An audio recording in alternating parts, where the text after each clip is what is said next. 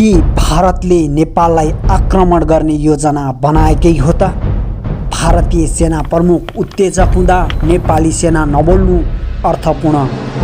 भारतले सैनिकलाई अघि सारेर नेपाललाई तर्साउने रणनीति लिएको निष्कर्ष। ध्यान दिएर सुन्नुहोस् र सक्दो सेयर गर्नुहोस्।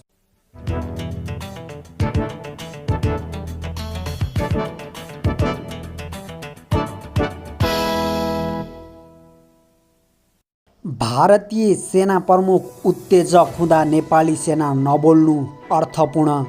भारतले सैनिकलाई अघि सारेर नेपाललाई तर्साउने रणनीति लिएको निष्कर्ष। आलेख गौरव पोखरेल, अनलाइन खबर। भारतका रक्षा मन्त्री राजनाथ सिंहले 26 वैशाखमा chief of defence staff CDS Bipin Rawat र सेना प्रमुख जनरल मनोज मुकुन्द नरभाने सहितका उच्च सैनिक अधिकारीलाई छेउमा राखेर नेपाली भूमि अतिक्रमण गरेर बनाएको कैलाश मानसरोवर जोड्ने सडक भिडियो कन्फरेन्सबाट उद्घाटन गरेका थिए। उक्त कन्फरेन्समा रक्षा मन्त्री सिंहले भनेका थिए, यो सडक रणनीतिक, धार्मिक र व्यापारिक दृष्टिकोणले अत्यन्त महत्त्वपूर्ण छ।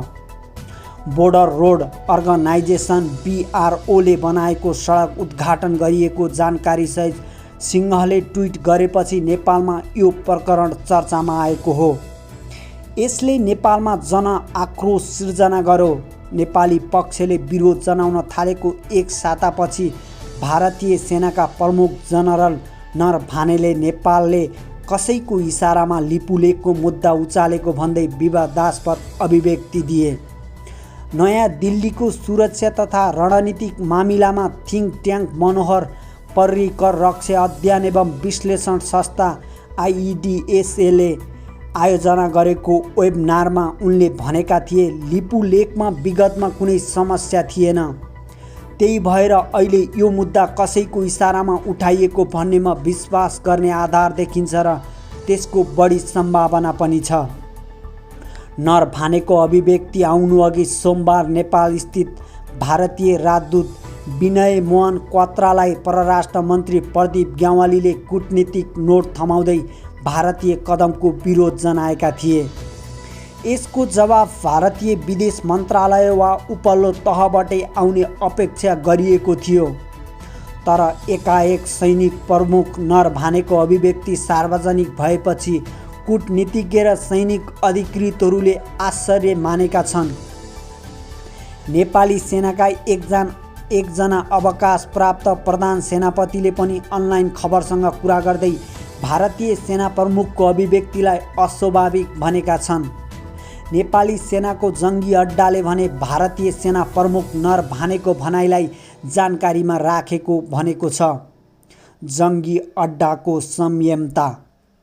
भारतीय सेना प्रमुख नरभानेले विवादास्पद अभिव्यक्ति दिएसँगै नेपाली सेनाले पनि जवाफ फर्काउनु पर्ने माग जनस्तरमा उठ्यो। तर प्रधान सेनापति पूर्णचन्द्र थापाले संयमता देखाउँदै भारतीय समकक्षीको भनाइप्रति आवश्यकता भए उपयुक्त मञ्चमा कुरा राख्ने जनाए। सैनिक प्रवक्ता विज्ञानदेव पाण्डे मार्फत थापाले सन्देश प्रवाह गरेका थिए। सो सम्बन्धमा आवश्यकता पर्दा नेपाली सेनाको आधिकारिक धारणा प्रधान सेनापतिबाट विधिसम्मत ढङ्गबाट उपयुक्त मञ्चमा व्यक्त हुनेछ। नेपाली सेनाको एक पूर्व प्रमुखले प्रधान सेनापति थापाले यो प्रकरणमा सुझबुझ देखाएको टिप्पणी गरे। उनले भने, यसमा सेना संलग्न हुनु भनेको समस्यालाई थप जटिलतातर्फ धकेल्नु हो।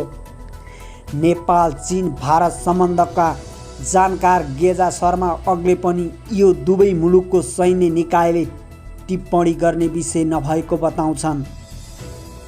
भारतीय सेना प्रमुखले अभिव्यक्ति दिए भनेर नेपाली सेनाले जवाफ फर्काएको भए त्यो अर्को गल्ती हुने थियो।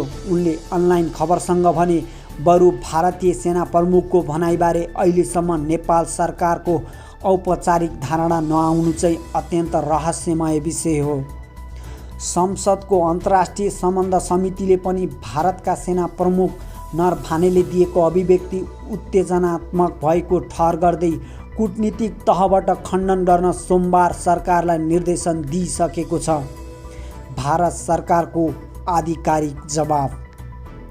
नेपाली सेनाका अवकाश प्राप्त उच्च अधिकृतहरू नरभानेले वास्तविकताको गहिराईमा नछिरी अभिव्यक्ति दिएको बताउँछन्। अनावश्यक लालसानासँगै तेस्रो मुलुकलाई पनि जोडेर अभिव्यक्ति आउनु अस्वाभाविक भएको सैनिक अधिकृतहरूको टिप्पणी छ। यद्यपि यो नरभानेले आफैले राखेको धारणा हो वा व्यक्त गर्न लगाइएको हो भन्ने विषयले महत्त्व राख्ने उनीहरूको भनाइ छ। नेपाली सेनाका अवकाश प्राप्त रथी विवेक कुमार शाह भने कुनै पनि मुलुकको सेना प्रमुखले सरकारको आधिकारिक धारणाभन्दा बाहिर गएर टिप्पणी नगर्ने बताउँछन्। महाकालीको स्रोतदेखि यता नेपाली भूमि हो भन्ने हाम्रो अडान छ, शाहले अनलाइन खबरसँग भने। त्यसैले भारतको आधिकारिक व्यक्ति सेना प्रमुखले बोलिसकेपछि यसलाई परराष्ट्र मन्त्रालयले खण्डन गर्नुपर्छ।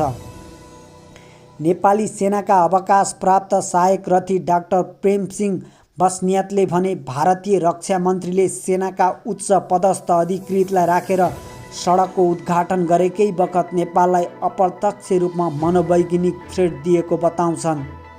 लामो युद्धपछि भारत र चीनले अहिले विवादित सडकलाई मैत्रीपूर्ण मार्गको रूपमा व्याख्या गरेका थिए, बस्नेतले अनलाइन खबरसँग भने। यस्तो अवस्थामा प्रधानमन्त्री वा यातायात मन्त्रालयबाट उद्घाटन हुनुपर्ने सडक रक्षा मन्त्रीले उच्च सैन्य अधिकृतलाई राखेर उद्घाटन गर्नु आफैमा अर्थपूर्ण छ। त्यसमाथि भारतीय सेना प्रमुख नरभानेको अभिव्यक्ति आउनुले सीमा विवादमा मोदी सरकारले सेना मार्फत नेपाललाई अर्को सन्देश पनि दिन खोजेको उनी बताउँछन्। यो अप्रत्यक्ष रूपमा हामीले सीमा मिच्याउँ चित्त बुझ्दैन भने we are ready to fight भनेको we are ready to fight भनेको हो, बस्नेतले थप स्पष्ट पार्दै भने। फेरि जनरलको अभिव्यक्ति आइसकेकाले संवाद भइहाले पनि सेनाले मान्दैन भनेर अवरोध खडा गर्ने प्रयास हुन सक्छ। भारतीय प्रधानमन्त्री नरेन्द्र मोदीले अहिले सरदार वल्लभभाई पटेलको नीतिमा अघि बढेको बस्नेतको धारणा छ। पटेललाई स्वतन्त्र भारतको निर्माता पनि मानिन्छ। भारतले स्वतन्त्रता प्राप्त गरेपछि आसपासका ससाना देशहरू आफ्नो भूमिमा मिलाउनुपर्छ भन्ने उनको धारणा थियो। नेहरूको लाइन संवाद थियो। वल्लभभाई पटेल सिधै आक्रमणमा विश्वास गर्थे, उनले भने। पछिल्लो समय काश्मीर प्रकरण लगत्तै नेपाली भूमि समेटेर जारी गरिएको भारतको नक्सा लगायत अन्य केही घटनाक्रमले मोदी सरकार पनि वल्लभभाइकै रणनीतिमा अघि बढेको देखाउँछ। हाल स्विडेनको उपसला युनिभर्सिटीको शान्ति एवं द्वन्द्व विभागमा कार्यरत भारतका प्रडा अशोक स्वैनले पनि नेपाल एक स्वतन्त्र देश हो भन्ने कुरा भारतले बुझ्नुपर्ने भनेका छन्। उनले ट्विटरमा लेखेका छन्, नेपाल एक मुलुकको हो र यसको आफ्नो विचार हुन्छन्। नेपाल एक मुलुकको हो र यसको आफ्नो विचार हुन्छन् भन्ने भारतले बुझ्नुपर्छ। स्वैनले भारतीय सेना प्रमुख नरभानेलाई पनि भारतीय जनता पार्टीको नेता जसरी बोल्न छाड्न सुझाव दिएका छन्। एसियाको भू राजनीतिलाई निहालिरहेका नविता श्रीकान्तले पनि नेपालको मामिलामा भारतीय सेना प्रमुखको हस्तक्षेप हतारो भएको टिप्पणी गरेकी छन्। भारतीय सेना प्रमुख नरभानेको अभिव्यक्तिले नेपाल र भारत बीचको विवादमा कूटनीतिक द्वन्द्व छनै चर्किन सक्ने र जटिलतातर्फ धकेलिने थुप्रैको विश्लेषण छ।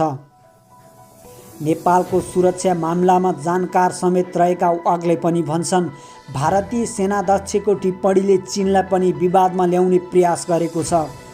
यसमा सीमा विवाद प्रक्रिया थप जटिल र अन्नोलपूर्ण बनाउने नियत देखिन्छ। राजनीतिक तहबाट समाधान गर्न सुझाव। कालापानी लिपुलेक क्षेत्रको विवाद नयाँ होइन। प्रधानमन्त्री केपी शर्मा ओलीले आफूलाई जानकारी नदिएको भने जस्तो नेपाली भूमिमा सडक निर्माण पनि तत्काल भएको विषय होइन। नेपाली सेनाले पटक पटक यो विषयलाई राजनीतिक र कूटनीतिक संवादबाट समाधान गर्न सरकारलाई आग्रह गर्दै आएको छ। त्यही कारण अहिले यो विषयमा नेपाली सेना मौन रहेर परिस्थितिलाई नजिकबाट निहालिरहेको जङ्गी अड्डा स्रोत बताउँछ। यस अघिका प्रधान सेनापति राजेन्द्र छत्रीले 28 जेठ 2075 गरेको भारत भ्रमणमा पनि लिपुलेखको विषयमा उठेको थियो।